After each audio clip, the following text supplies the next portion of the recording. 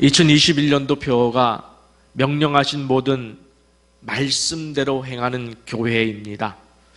지난 주일에 예수님의 첫째 명령인 내 마음을 다하고 목숨을 다하고 뜻을 다하여 주 너의 하나님을 사랑하라에 대해서 말씀을 나누었고, 이제 오늘은 둘째 명령인 내 이웃을 내 자신과 같이 사랑하라라는 말씀에 대해서 함께 나누고자 합니다.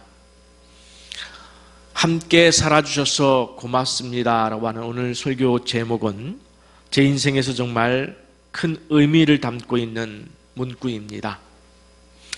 제가 평소 아내에게 유언처럼 부탁한 말이 하나 있습니다. 제가 만약 병상에서 마지막을 맞이할 때 찾아오시는 분들에게 제가 감사의 인사를 올려드려야 마땅한데 그 인사조차 못할 경우에 제 머리맡에 A4 용지에 꼭 써서 붙여 놓아달라는 문구가 하나 있습니다. 이 땅에 살면서 제 곁에서 저와 함께 살아주셔서 고맙습니다 라는 문구입니다. 이 땅에 살면서 제 곁에서 저와 함께 살아주셔서 정말 고맙습니다. 그런 말씀을 제가 마지막으로 저를 찾아오시는 분들에게 꼭 드리고 싶습니다.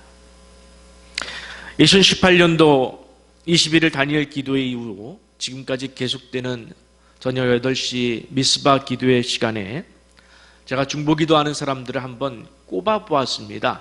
도대체 몇 명이나 될까? 한 195명 정도 이렇게 꼽혔습니다. 저는 개인적으로 기도 명단에 들어있는 분들이나 또 기도 명단에 들어있지는 않지만 여전히 제 곁에서 저와 함께 살아주시는 분들에게 항상 고마운 마음을 품고 있습니다.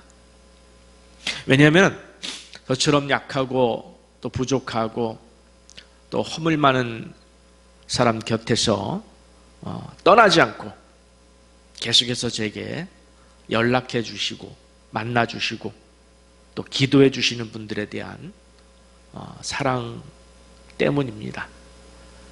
늘 그것에 대해서 저는 감사합니다. 그리고 무엇보다 이 관계는 하나님께서 뜻이 계셔서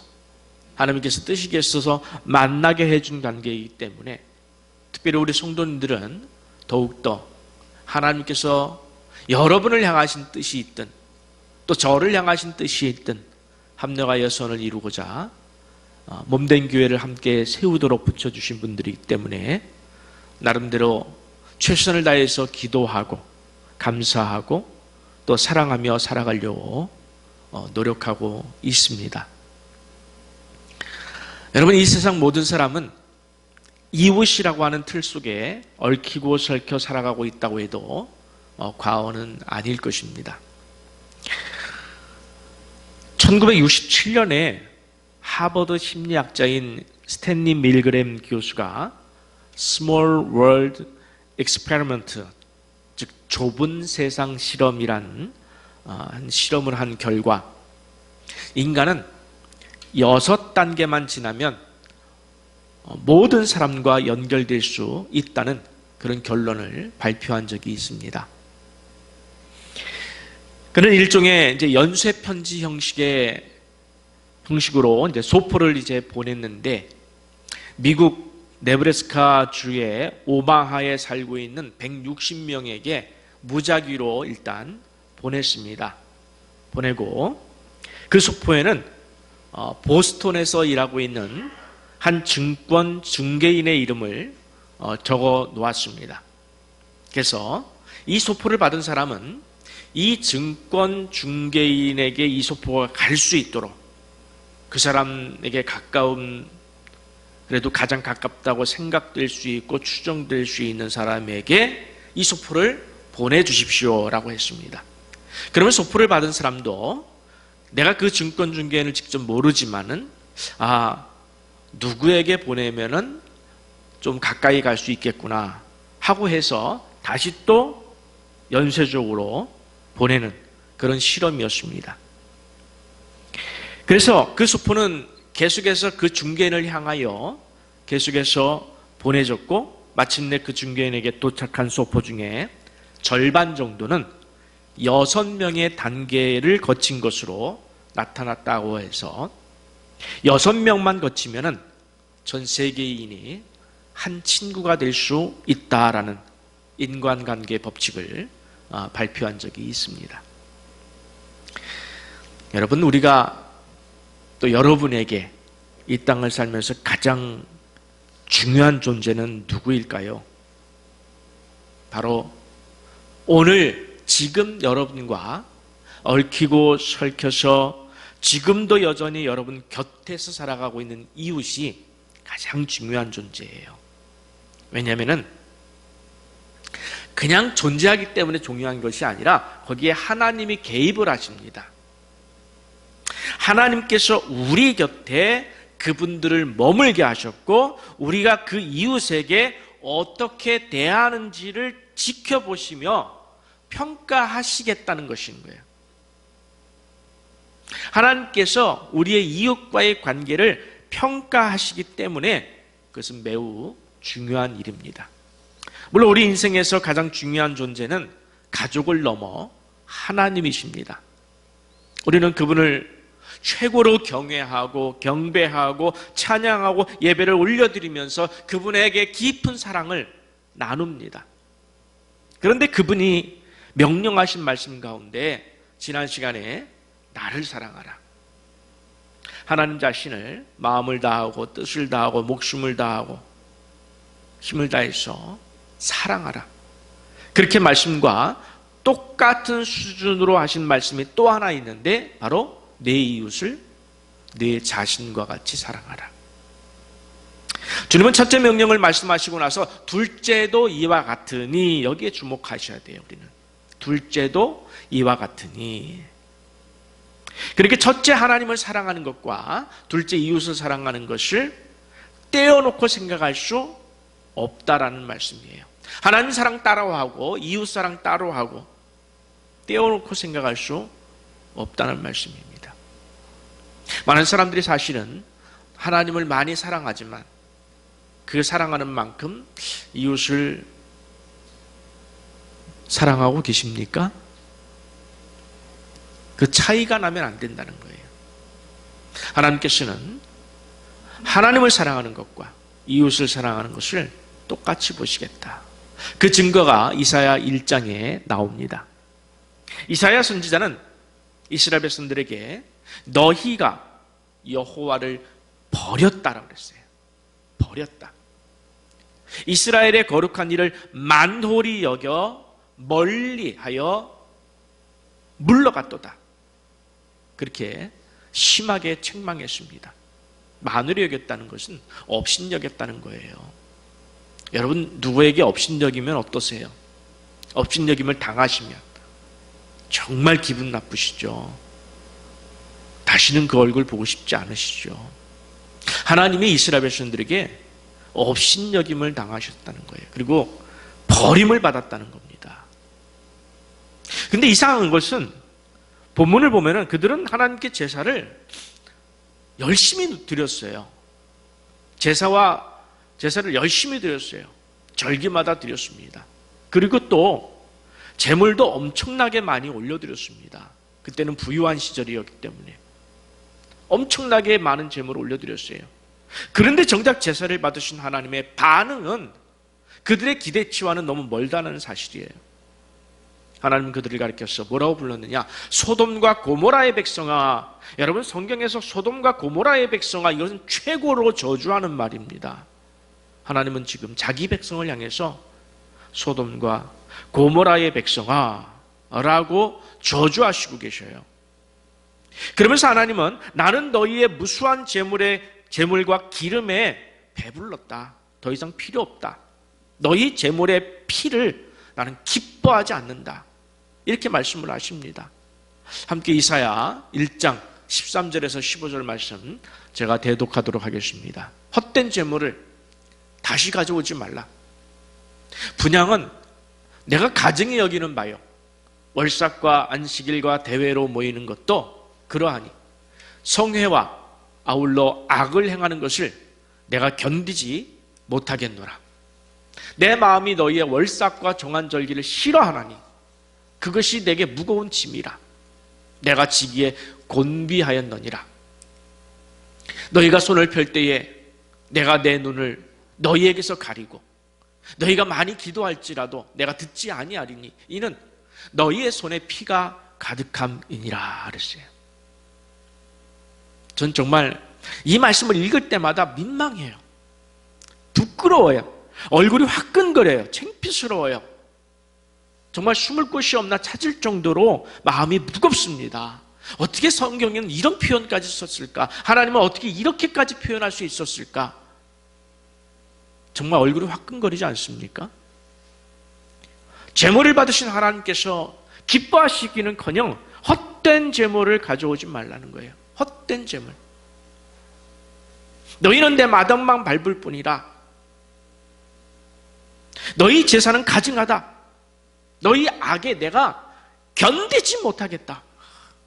너희 악에 내가 견디지 못하겠다. 절기도 싫다. 월삭도 싫다. 안식일도 싫다. 그냥 무거운 짐이라. 너희는 꼴도 보기 싫다. 내 앞에 오면 내가 돌아앉을 것이고 너희가 기도하면 나는 귀를 막겠다. 여러분 부끄럽지 않으세요? 얼굴이 화끈거리지 않으세요? 하나님이 누군가 사람이 여러분에게 그런다면은 막 몸에서 열이 막 36.5도에서 한 40도 올라갈 것 같아요. 근데 하나님께서 그런다면은 죽을 것 같지 않습니까? 하나님께서 내게 그런다면 죽을 것 같아요.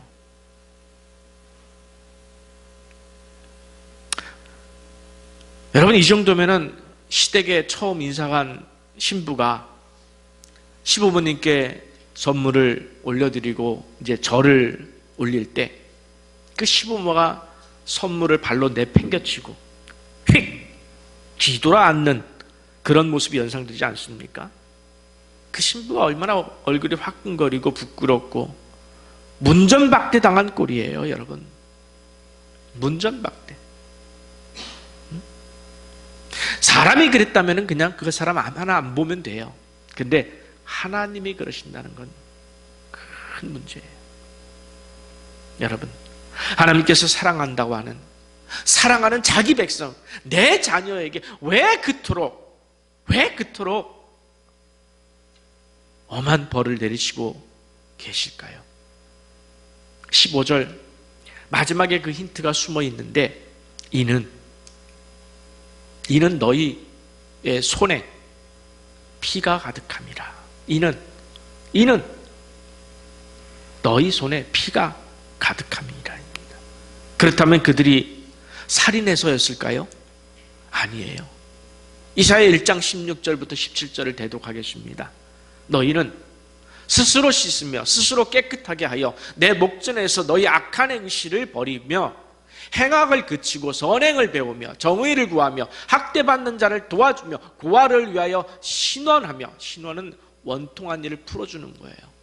과부를 위하여 변호하라 하셨느니라. 아멘.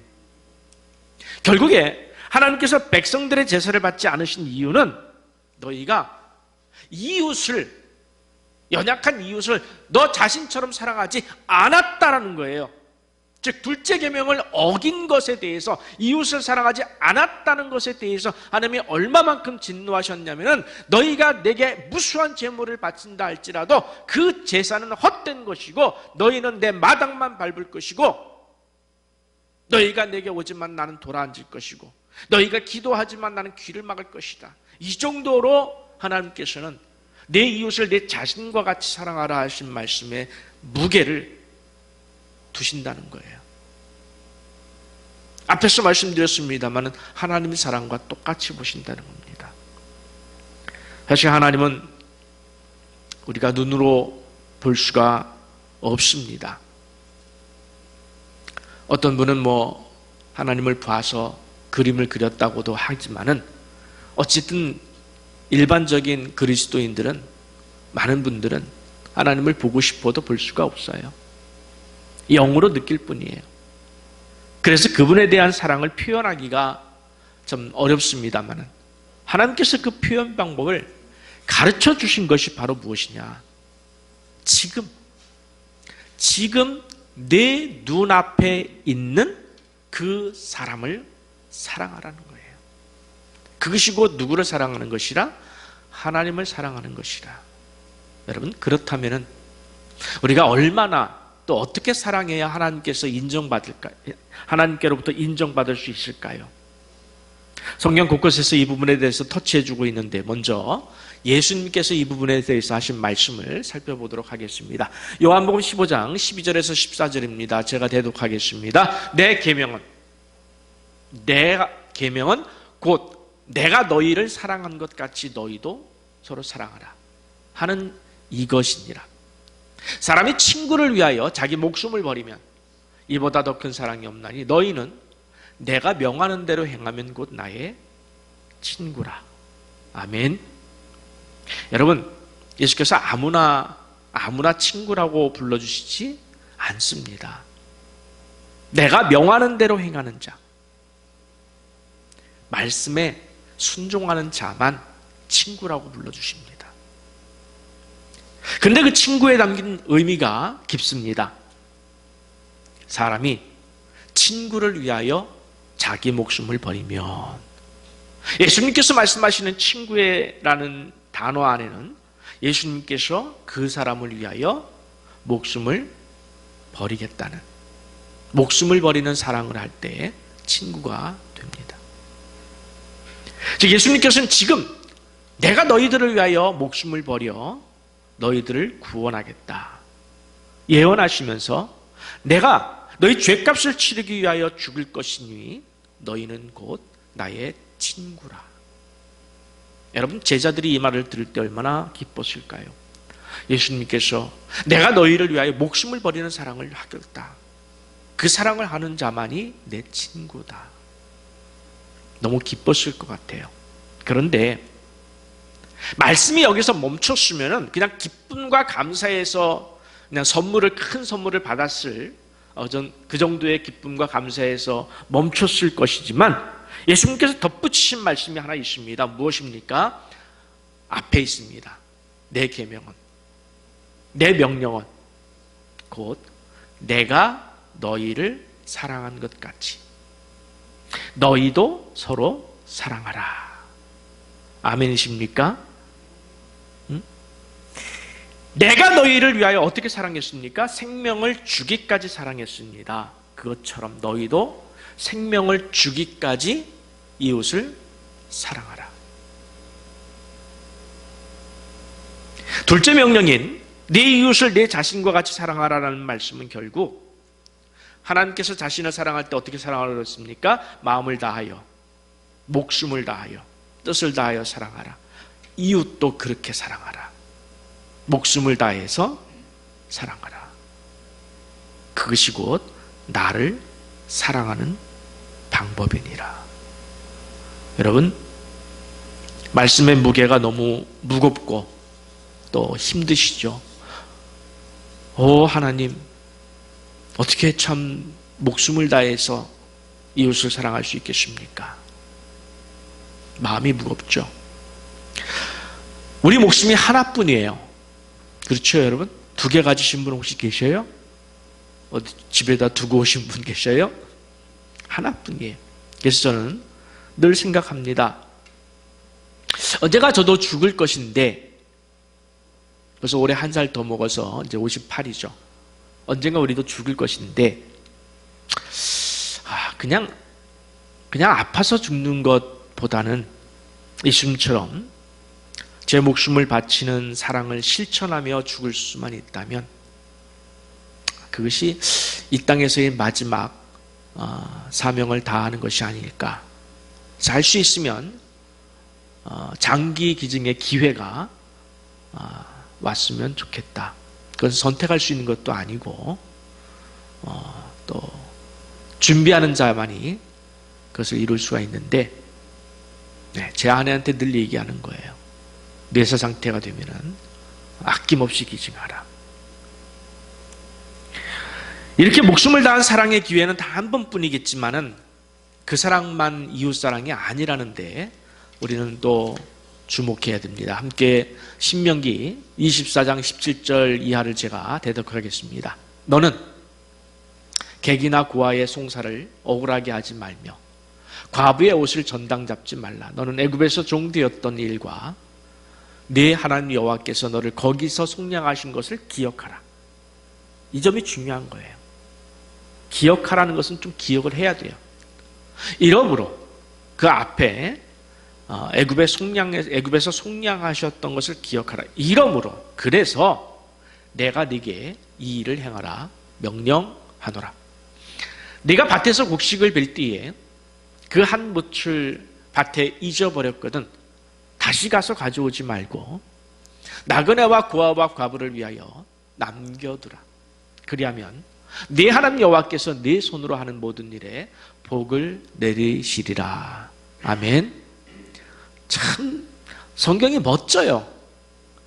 정말 멋지지 않습니까?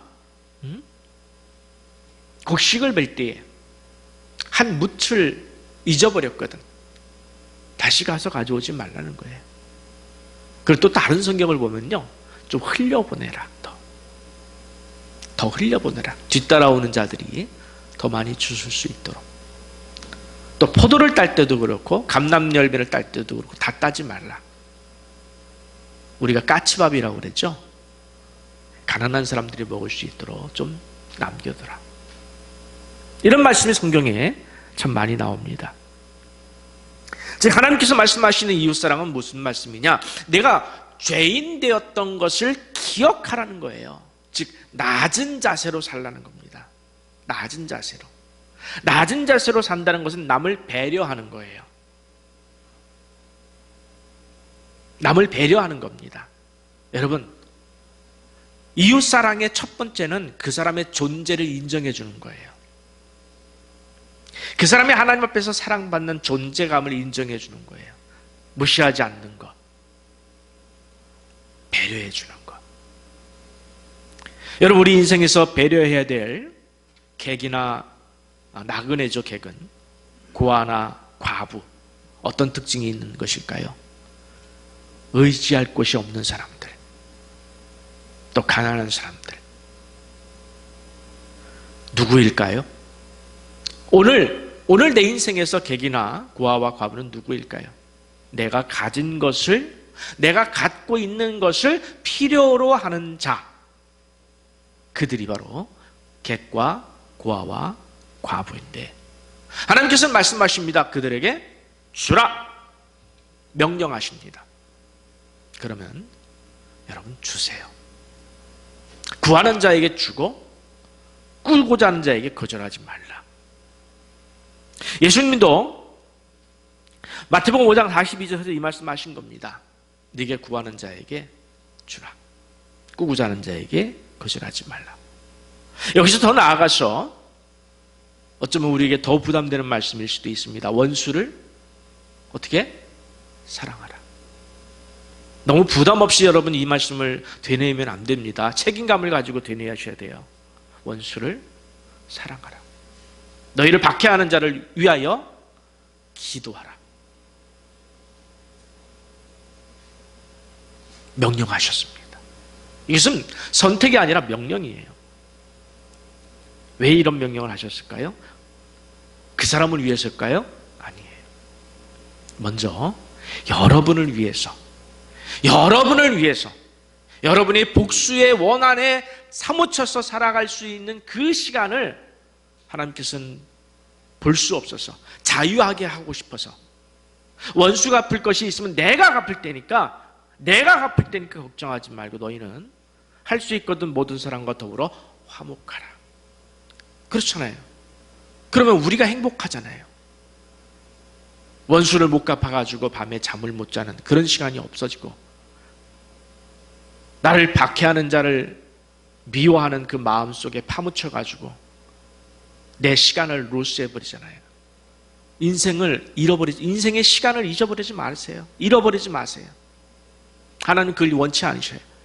이스라엘이여 너희는 행복자로다 라고 선포하신 이유가 바로 그거예요. 우리는 행복하게 살아갈 수 있는 방법이 이 성경 말씀에 다 있어요.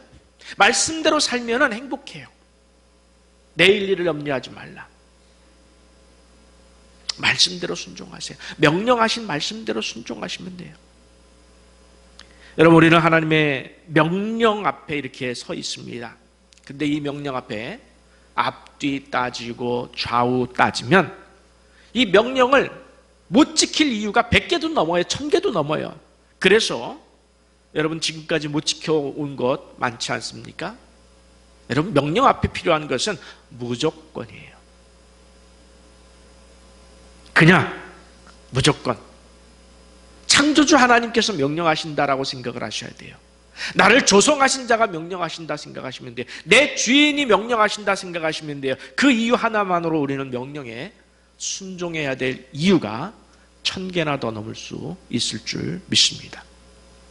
그런데 우리 하나님은 진짜 멋지신 하나님이에요. 여러분, 성경을 우리가 올해 1독 이상 하기로 하지 않습니까? 성경을 정말 열심히 읽어보세요. 너무나 멋지셔요. 그래서 그 성경을 읽으면서 눈물이 흐릅니다. 너무 멋지고 감탄하고, 야, 우리 하나님 진짜 멋지신 분이시구나. 여러분, 우리에게 주라고만 하지 않으신다는 거예요. 그렇지 않습니까? 여러분, 주머니에 무엇을 가지고 있는데 주라고만 하셔서 주기만 하면 나중에 주머니가 어떻게 돼요? 거덜나죠. 그렇죠? 그러면 우리가 거지가 돼요. 우리가 거지가 돼요. 하나님은 절대로 자기 백성이 거지되게 하시지 않습니다. 누가 자기 자녀가 거지되는 걸 원하십니까? 그래서 하나님께서 어떻게 약속하셨습니까? 그리하면 네 하나님 여호와께서, 지난 시간에도 너의 하나님 여호와라는 것을 강조했죠. 여러분, 하나님은 내 하나님이셔요. 하나님은 내 아버지이십니다. 아멘? 그것이 중요한 거예요. 네 하나님 여호와께서 네 손으로 하는 모든 일에 복을 내리시리라. 아멘? 하나님께서 채워주신다고 약속하신 거예요. 채워주시겠다고 약속하신 겁니다. 이 약속을 믿으시기 바랍니다. 저는 늘 누가복음 14장 13절부터 나오는 이 말씀을 기억하려고 노력하고 있습니다.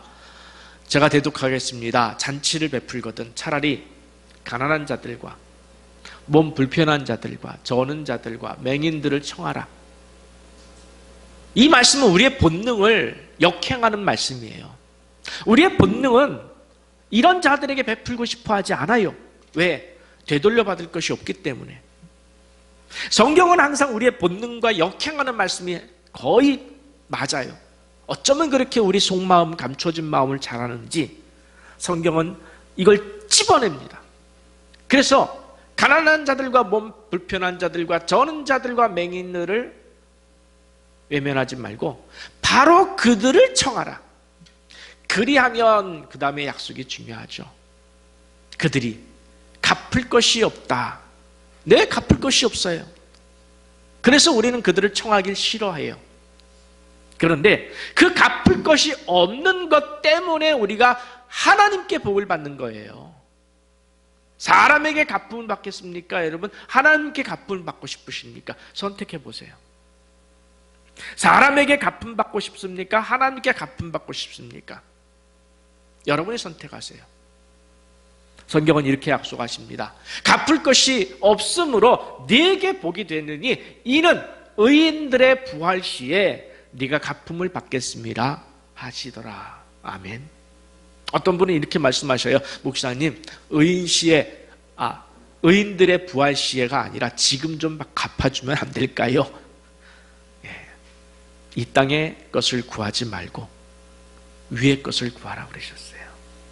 하늘의 것을 구하라 그러셨습니다. 성경은 여기저기 다 말씀이 흩어져 있는 것 같지만 다 조합하면 다 맞아요. 땅의 것을 구하는 내 마음은 이미 벌써 하나님에게 죄가 되는 거예요. 그래서 의인들의 부활 시에 내가 갚음을 받겠습니다. 할렐루야. 주여, 그날을 사모하겠나이다. 그날을 사모하며 가난한 자들에게 베풀겠나이다. 저와 제 아내는 정말 무수히 이 체험을 했습니다. 자세한 것은 말씀드리기 어렵지만은 물질이 필요한 곳에 흘려보내면 참 신비해요. 하나님께서는 제가 알지 못하는 사람, 제가 알지도 못하는 사람을 통해서라도 채워주셔요. 그래서 오늘까지 주머니가 완전히 바닥나진 않았습니다, 여러분. 완전히 바닥나진 않았어요. 여러분, 창조주 하나님의 약속이라는 거예요. 저는 이게 너무 좋아요. 이 약속을 어떤 사람이 했다면은 이만큼 좋지 않을 것 같아요. 근데 창조주 하나님, 나를 조성하신 하나님, 역사의 주관자 하나님이 약속을 해주셨다는 것이 너무 좋아요. 예수님께서도 명령하셨습니다. 너희는 먼저 그의 나라와 그의 의를 구하라.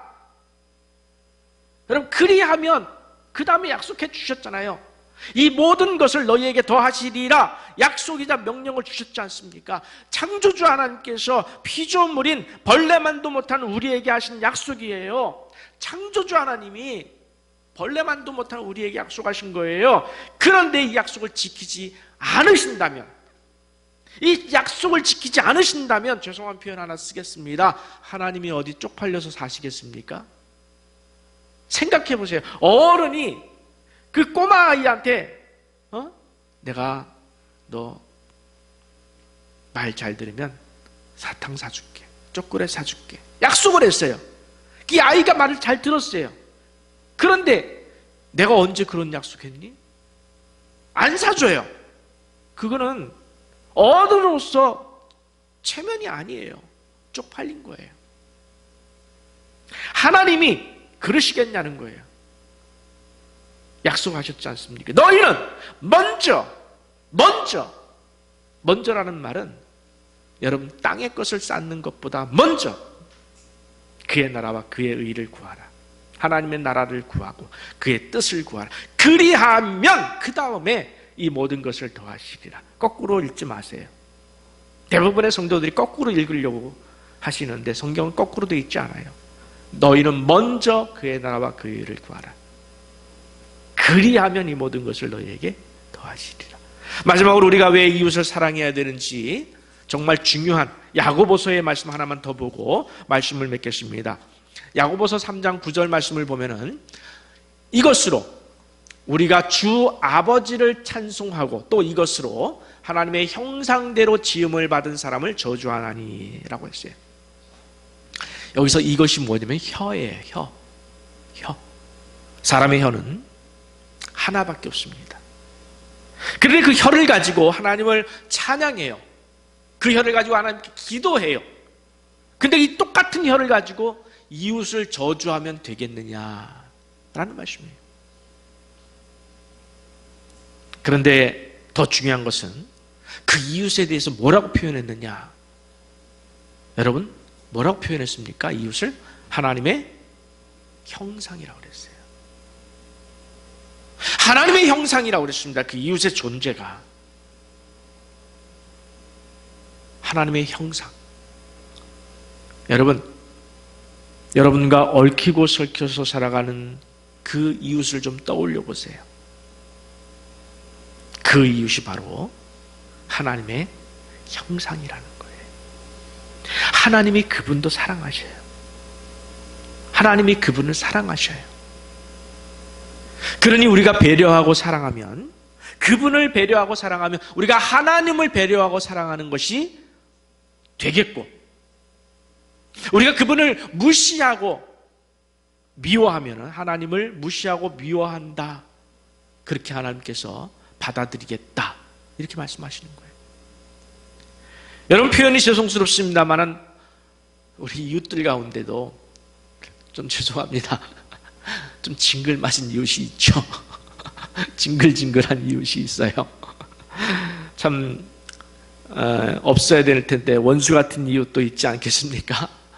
아니, 내가 뭐가 그렇게 잘못했다고 나를 그렇게 욕하고 다녀, 내게 그렇게 손해를 입히고 다녀. 뭐 그런 사람들 한둘 있을 수 있어요. 그 이웃 사랑하시는 일 힘드시죠? 그래도 우리에게는 주님이 주신 명령이 있어요. 원수를 사랑하라. 너희를 핍박하는 자를 위하여 기도하라.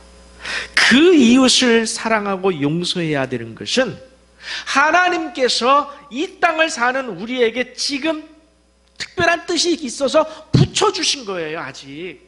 아직 붙여주셨어요. 그 이웃, 그 징글징글 맞은 이웃 때문에 여러분이 어떻게 되십니까?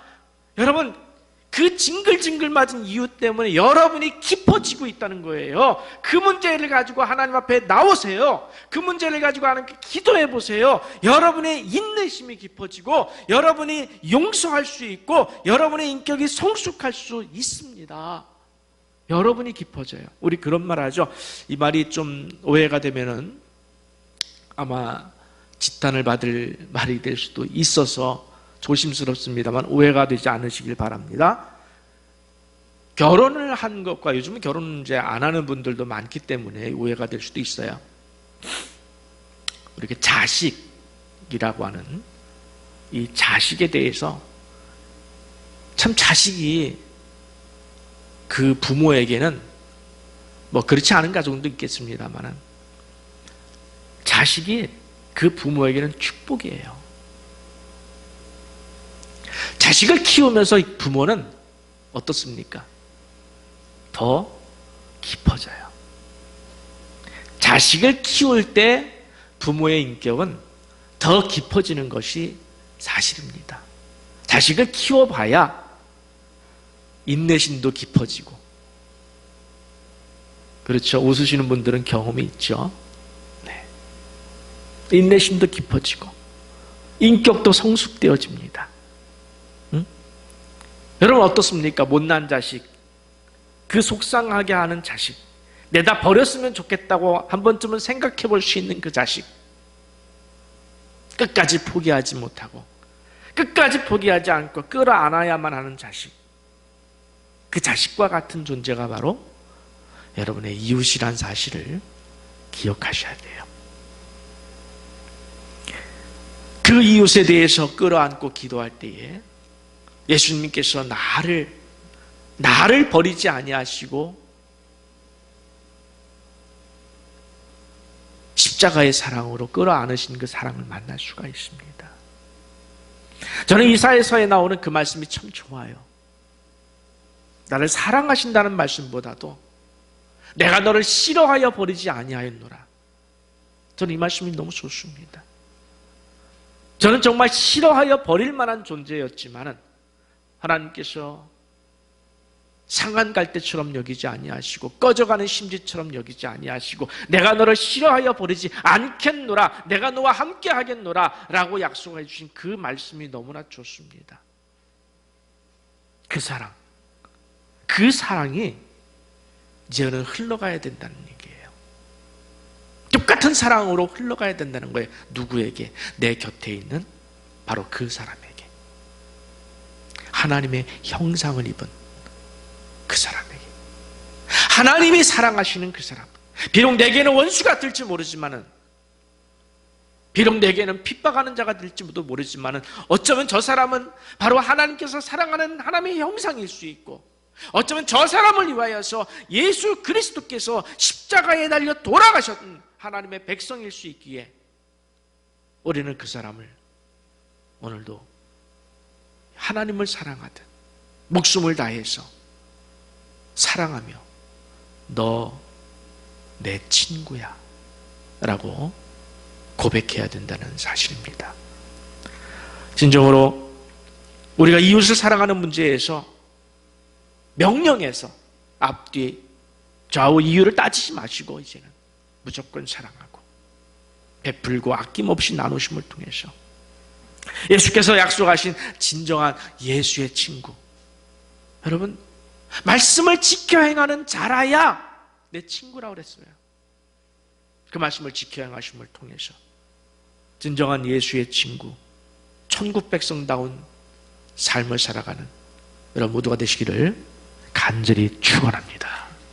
함께 일어나서 찬양 올려드리겠습니다. 속으로 하셔도 좋고요. 비말이 튀지 않도록 또 조그맣게 하셔도 좋습니다.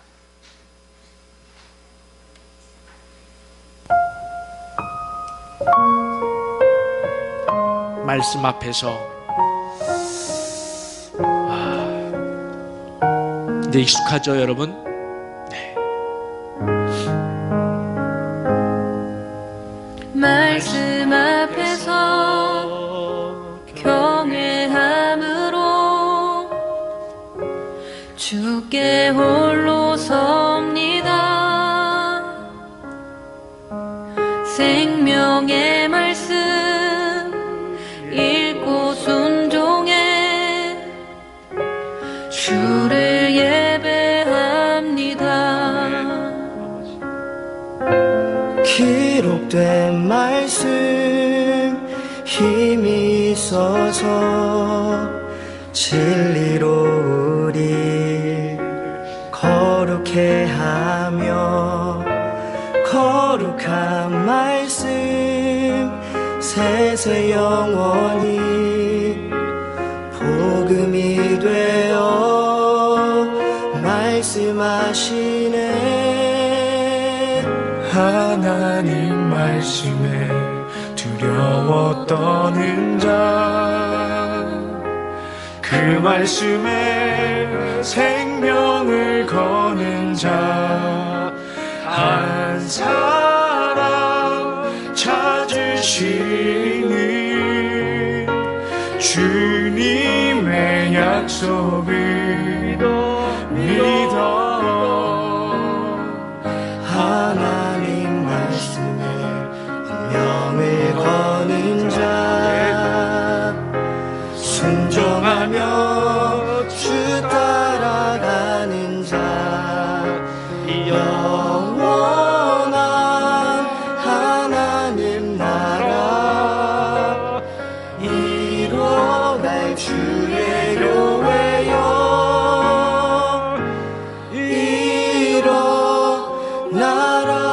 일어나라. 여러분, 말씀을 경외하세요. 하나님을 경외하세요. 정말 경외하면은 하나님이 원하시는 순종이 나옵니다.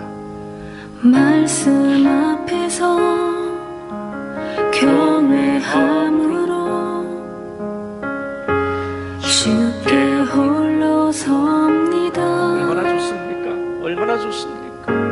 생명의 말씀 읽고 순종해 읽고 순종하시는 주를 예배합니다. 할렐루야. 기록된 말씀 힘이 있어서 진리로 우리 거룩해 하며 거룩한 말씀 세세 영원히 복음이 되어 말씀은 변하지 않습니다. 말씀하시네. 하나님 말씀에 여러분, 두려워 떨어야 떠나는 자, 그 말씀에 생명을 거는 자, 한 사람 찾으시는 주님의 약속을 믿어 하나님 말씀에 명을 거는 자, 함께 운명을 겁시다. 순종하며 주 따라가는 자, 영원한 하나님 나라 이뤄갈 주의 교회여 일어나라.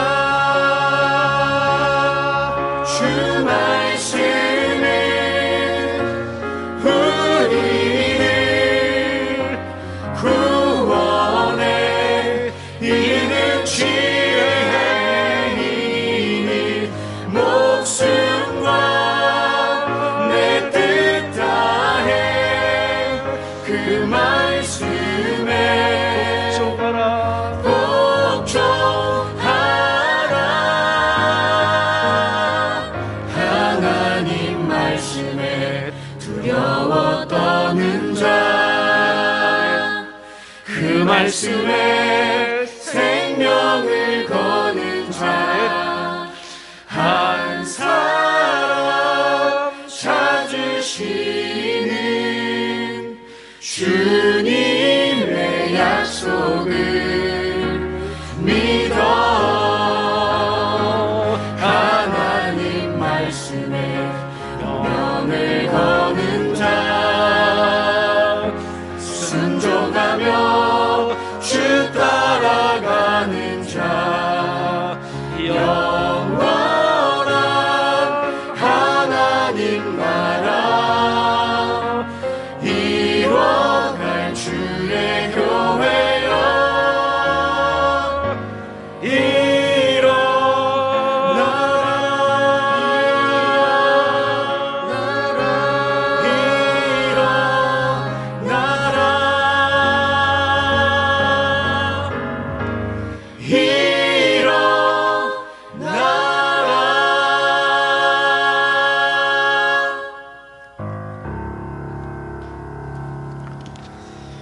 오 주님, 감사합니다.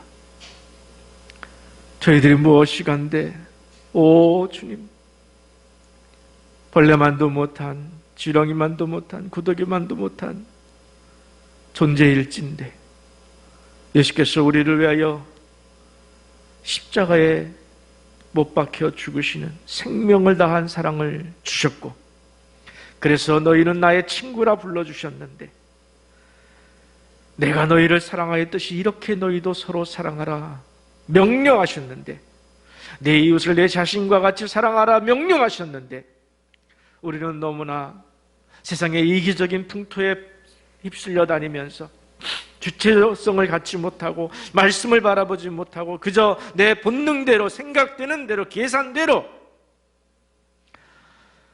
사람들을 무시하고 경멸하고 미워하고 용서하지 못하고 오히려 불행한 시간들을, 교만한 시간들을, 자극하는 시간들을 살아온 것은 아닙니까?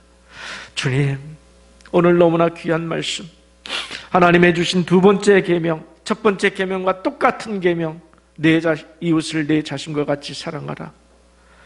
주님, 이 말씀에 우리의 목숨을 걸게 하시고 우리의 운명을 걸게 하시고, 주님, 주님을 사랑합니다.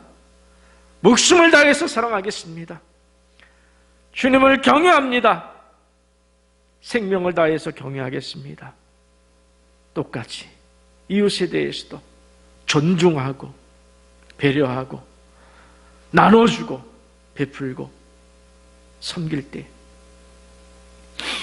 하나님께서 우리에게 채워주시는 역사를 만날 기회가 있을 것이고, 우리의 인생에 모든 것을 더해 주실 기회를 우리는 만날 수 있을 줄 믿사오매, 하나님이 우리를 채워주시기에 너무도 바쁘도록 우리가 자꾸 흘려보낼 수 있도록, 사랑할 수 있도록 하나님을 바쁘시게 만드는 주의 사랑하는 종들 얼마나 기쁘시겠습니까? 채워주시면서 얼마나 기쁘시겠습니까? 오 주님, 주님의 그 기쁘심을 기억하고서라도, 그 기쁘심을 위해서라도 주님, 정말 이웃을 사랑하고 하나님을 사랑하고 말씀에 순종하고 이 말씀에 목숨을 걸고 이 말씀에 운명을 걸고 남은 인생을 살아가는, 사랑하는 우리 생명 가족들 모두 될 수 있도록 오 주님 축복하여 주시옵소서. 이제는 우리 구주 예수 그리스도의 은혜와 하나님 아버지 무한하신 사랑하심과 성령 하나님의 크고 놀라운 은혜가, 너희는 마음을 다하고 목숨을 다하고 뜻을 다하여 주 너의 하나님을 사랑하라. 둘째도 이와 같으니 내 이웃을 내 자신과 같이 사랑하라 하신 명령 앞에 우리의 목숨을 걸고 운명을 걸고 순종해 나가기로 다짐하는 주의 모든 권속들 머리 위에와 가정과 생업과 교회 위에 영원토록 함께 있을지어다. 아멘.